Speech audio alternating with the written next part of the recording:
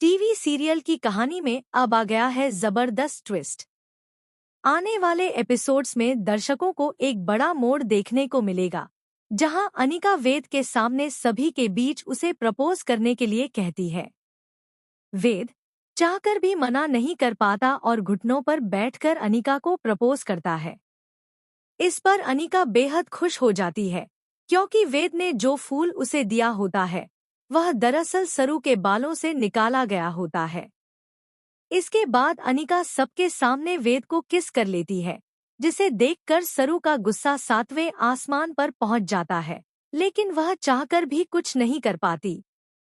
असल में कहानी में ये सब तब होता है जब वेद अपनी मां तारा के दबाव में आकर शादी के लिए तैयार हो जाता है। अनिका इस मौके का पूरा फायदा उठाने लगती है। उसकी मां और नानी इस बात से बेहद खुश नजर आती हैं।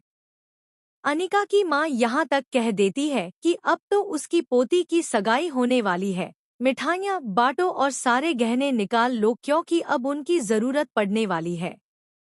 यह सुनकर अनिका की दादी चौंक जाती हैं और पूछती है कि किस पोती की सगाई हो रही है। जवाब में कहा जाता है कि और कौन, अनिका ही तो है। इस पर दादी हैरान रह जाती है कि अनिका की शादी कब और किससे फिक्स हो गई। जब पता चलता है कि रिश्ता वेद के साथ तय हुआ है, तो दादी थोड़ी खुश भी होती है, क्योंकि उन्हें अनिका से लगाव है, लेकिन सबसे ज्यादा झटका सरू को लगता है। सरू वेद से प्यार करती है और वेद को भी यह बात पता है, पर हालात ऐसे हैं कि दोनों कुछ नहीं कर पा रहे। अनिका इस पूरे मौके का फायदा उठा रही है और जानबूझकर सरू को चोट पहुंचा रही है। अब सवाल ये उठता है कि एंगेजमेंट में कौन सा बड़ा धमाका होने वाला है। क्या इस दौरान यह राज खुलेगा कि सरू असल में चंद्रकांत की बेटी और अनिका की बहन है?